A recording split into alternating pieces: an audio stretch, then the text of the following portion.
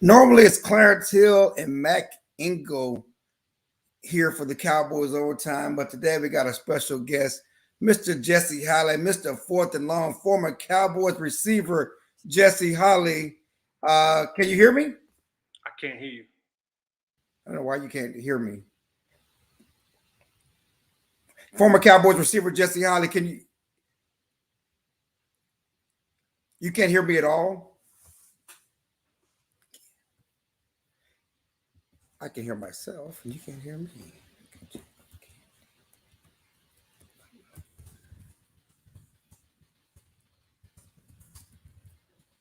Jesse, can you hear me at all?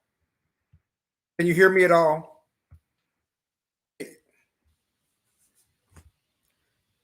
Okay, it's your audio.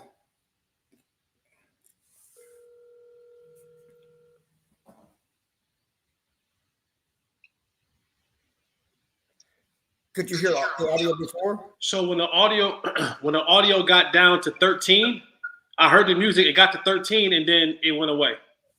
Okay. We'll just keep it going because I can hear you and you can hear me. We're gonna do it on the phone. But anyway, we got to have. We're kind of making this happen on the fly. This is Clarence Hill, Jesse Holley. He has audio issues hearing me on the system, but he can hear me on the phone, and I can certainly hear him on the system. Jesse, March Madness is here for the Cowboys.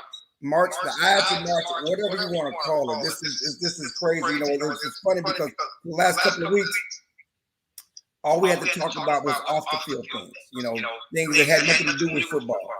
Finally, the free agency starts, and we get to talk about football.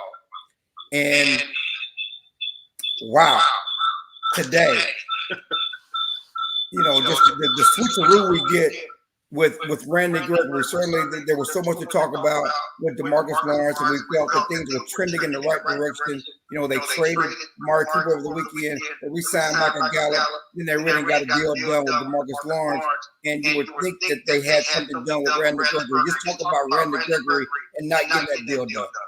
You know, I'll say this first and foremost. I'm always excited for players to get paid. So whether that's Randy or Tank or whoever, I, as a former player, when you can go and get life-changing money that can help generations in your family, I'm always for that because these billionaire owners, their families are good for generations upon generations upon generations. Their kids can't spend all this money. So I'm always happy when players go and get the deal done. And I thought that we all thought that the Cowboys had a deal done with Randy Gregory, who has had his struggles in the past, but has done a complete 180 and has found ways to cope with the things that he was dealing with, anxiety, depression, and his mental health, has taken the steps to better himself.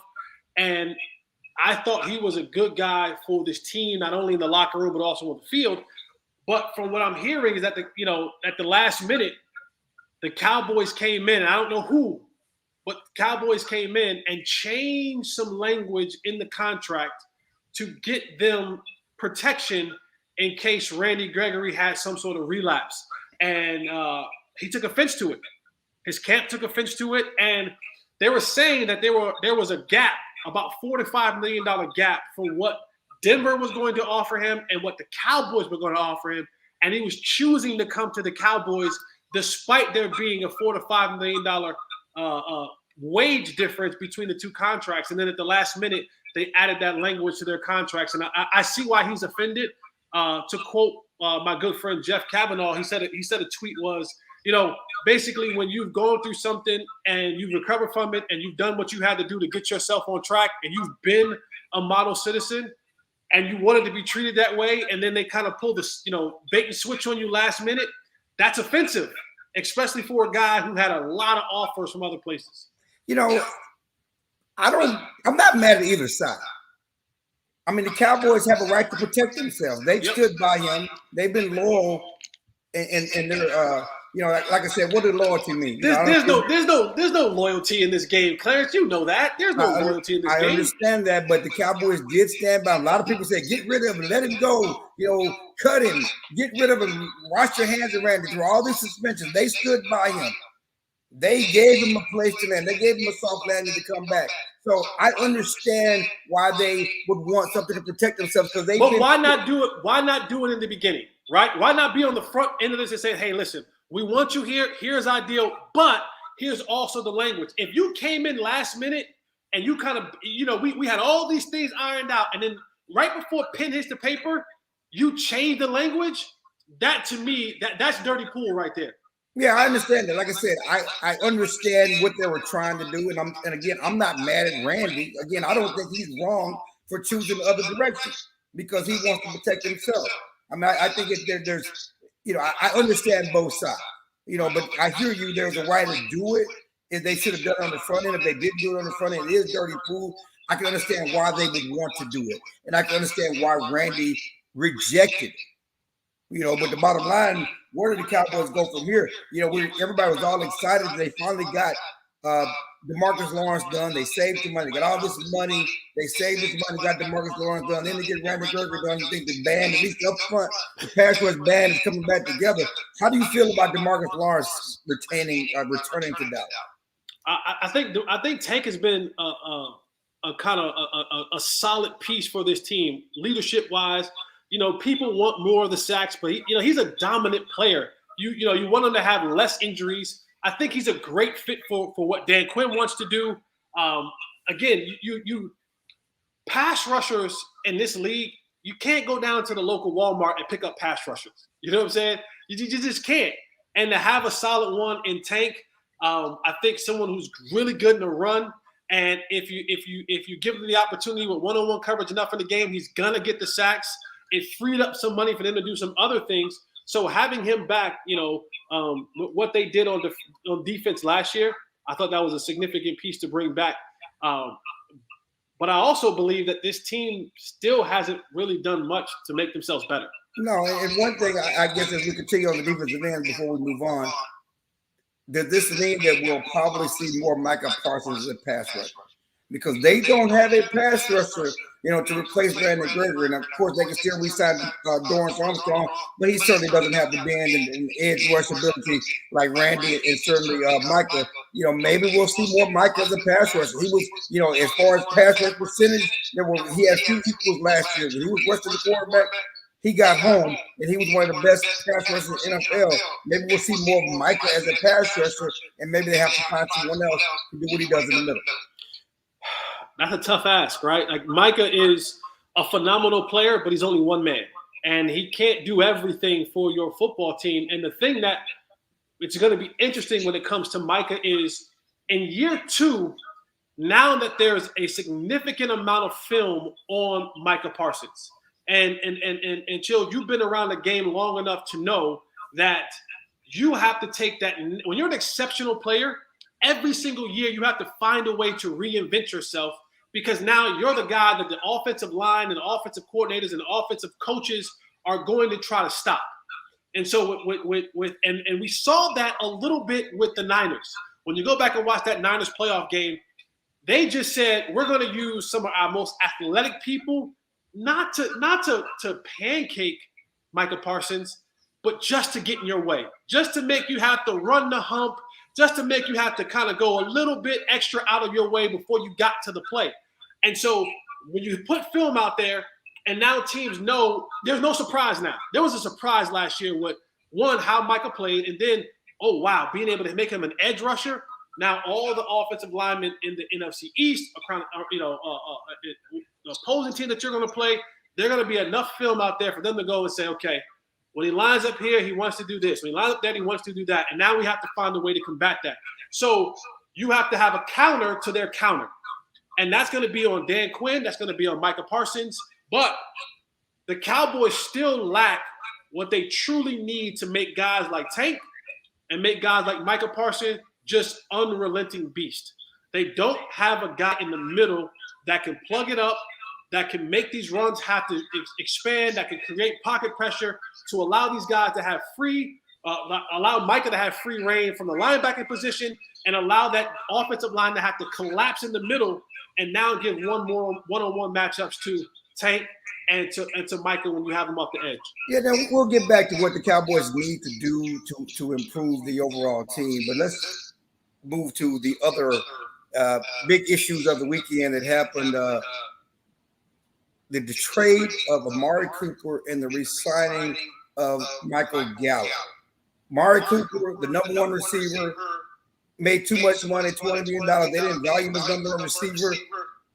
They traded him to the Cleveland Browns for basically a fifth-round pick. Do you think you could get more for him? There's still a question in my mind why he didn't work with the Cowboys.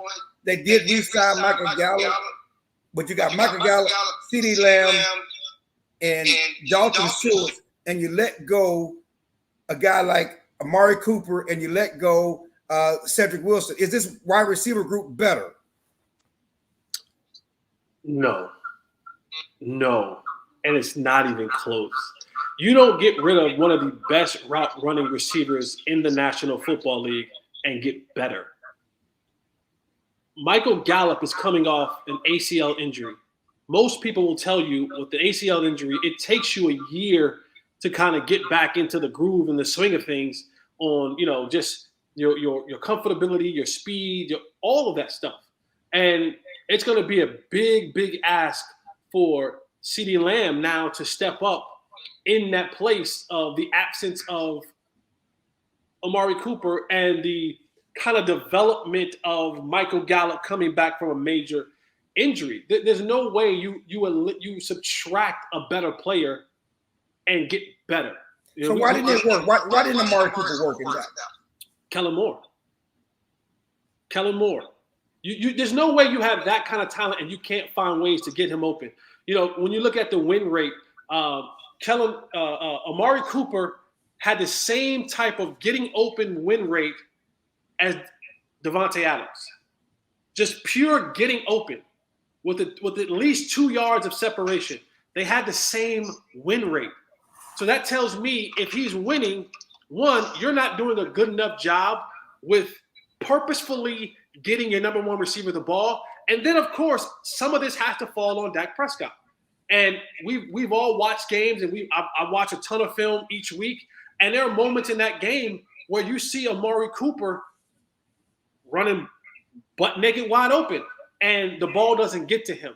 And when you watch the other good receiver quarterback tandems around the league, and I always kind of reference back to guys like Aaron Rodgers and Davante Adams, they'll have moments where Aaron Rodgers is like, listen, I don't care what's happening. Ball going to 17. We watched in the Super Bowl, Odell Beckham go down with the injury, and it comes down to championship winning time. You knew it. I knew it. Everybody in SoFi knew it. Everybody watching across the world knew it. Ball going to Cooper Kupp. Period. We're not throwing it to the other dude who keeps tipping the ball and getting interceptions. We ain't trying to find a running back out of the backfield. We ain't trying to find our third tight end. Nah, I'm living and dying with the guy who is the best receiver on our football team, the Triple Crown winner of this year. And Cooper Kupp did what he did. Matthew Stafford did what he did. And now the Rams are Super Bowl champions because you got to go to your guy when it's time to make those plays. There are two issues that, number one, the Cowboys system offense, talking to players and coaches, they do not call plays for their number one receiver.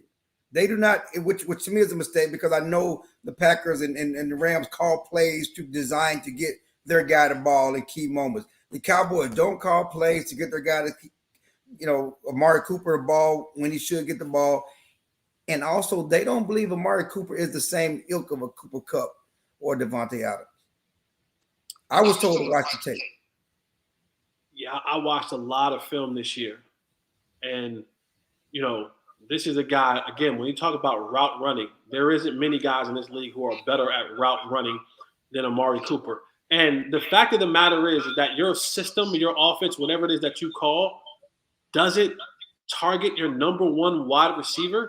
To me, that is something that makes no sense. That's saying that makes no sense. Is that I have one of the best players on the field, and I'm going to purposefully not get him involved because of my system, and I'm trying to work this thing around. I get sharing the wealth, but there's moments in time where we have matchups, where we have things, people get on Tony Romo a lot, and I'm not a Romo apologist, but people get on Tony Romo a lot about all the things that he did.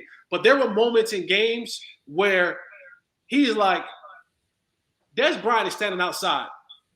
That's man-to-man coverage. I don't care what we called over here. Guess where I'm going with the football? To my best player. And more often than not, it worked out. I would talk about the Green Bay game. The Green Bay game, the catch, no catch. That was it fourth down, I believe? They waited for single coverage all game long. Green Bay didn't give them single coverage all game long. They finally got it. And Tony said, I know my guy's better than their guy. I'm going. We probably had a running play called, I'm going to Dez. Now, whatever side of the fence you stand on, whether it's a catch or no catch, I look at that and say that's the right play. So you have to have that mentality. And you think with Dak being in his 6th, 7th year, that he would have that mentality. And every now and again, you got to kind of go off script. You got to kind of call your own thing. Like they pay you $40 million a year, my guy. You got to go ahead and be the man and know that when I have matchups that are favorable because my guy is one-on-one, I'm taking those. I don't care what was called. That's a good point, because I think Dak is more about a book than off script. That's who he has been. I'm a leader. I do everything right. I'm a student of the game, but does he play with that feel that you're talking about? And certainly some of that when it's time to get the ball to your best guy, no matter what it's called, you got to go do that. As far as this team is concerned, certainly we've seen what they've done so far in free agency. They franchised Dalton Schultz. I don't know if you agree with franchising a tight end who's really not a difference maker. They franchised Dalton Schultz. They let Marcus Cooper go. Certainly to re-sign Michael Gallup and got a deal with DeMarcus Lawrence. Randy Gregory is gone. Cedric Wilson is gone. Connor Williams is gone to Miami. What's left for the Cowboys? What do they have left for them to accomplish? Certainly, they're focusing on their own guys. I would think Javon Curse is up next. Yeah, they re-signed Malik Hooker. I would love for Javon Curse to come back. I think he did a masterful job last year, playing a lot of different roles in that defense. But you sign guys. When I look at football, I look at the Cowboys. I'm looking at what move did you make to make yourself a Super Bowl contender? Because all this regular season nonsense means nothing to me. It means nothing. It means nothing. I get you want to win the regular season, and you're probably going to win. Maybe history says that you won't, but you're probably going to win the NFC East again. But what have you done? What have you done to put yourself in a position to say that we are truly Super Bowl contenders? You've added not one piece to your team that is different from what you had last year that gives you a significant advantage on being a true Super Bowl contender. Like the Niners came in here with their boombox and their attitude, and they're playing Super Gremlin, and they bullied you in your own home. And you did nothing to combat that. We saw a couple years ago, the Rams bullied us in the playoffs. They took the fat back off the couch and ran for over 250 yards. We've done nothing to combat that. We've done nothing to set ourselves up, to put ourselves in a position to say, when you start talking about Super Bowl contenders, when you start talking about can you go the distance, the Cowboys can't be in that conversation right now. No, they can't. But free agency is still here for them. Do you go get a Bobby Wagner? Do you go after him? Certainly, do you go after a Von Miller now to replace a guy like Randy Gregory? What can they do other than signing? Certainly they want to sign Javon Curse, but other than that, what do they need to do to improve this team as they continue on in free agency? Clarence, how long have you been covering the Cowboys? Since 1996, sir. Okay. In the last 15 years, what has the Cowboys done significantly in free agency? Nothing. I mean, we nothing. We know So all of a sudden, so this pattern of 15 years, and those guys ain't changed. Steven, Jerry, they're still the same guys. It's not like there's new people. Maybe you can get these guys on a discount deal because they're aging. They're not, again, we're not talking about prime free agents. We're talking about guys who've been cut, who are aging, who have to take. Why would I want to? If I'm Bobby Wagner, right? If I'm Bobby Wagner, I made $84 million in my career.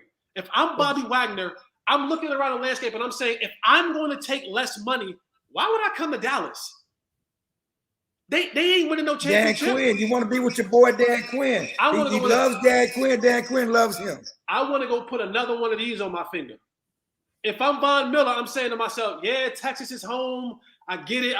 That's my crib. I get all that kind of stuff. I get all that. I get all that. But the great thing about Photoshop I'm trying to put another ring on my finger. I'm trying to be a 3-time Super Bowl champion. I'm trying to really solidify myself as one of the greats. And Von Miller has made more than enough money.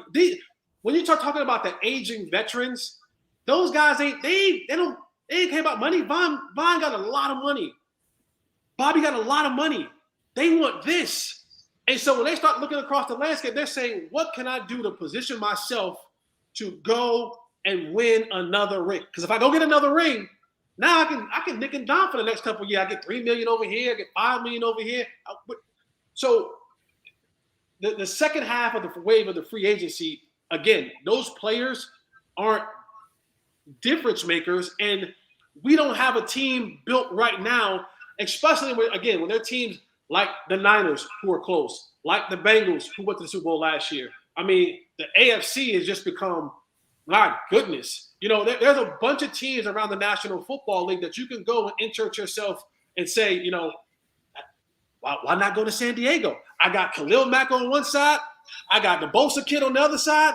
Shoot, I could find myself in the middle right there. Life would be a lot easier rushing the passer and making tackles with them two studs on the outside. Sure, I'll come in for 1 year, $8 million, because I know that you guys have a legit chance at the way you've been built. Oh, by the way, you put a lockdown corner on the outside, J.C. Jackson, and I got an all-pro safety behind me and Derwin James.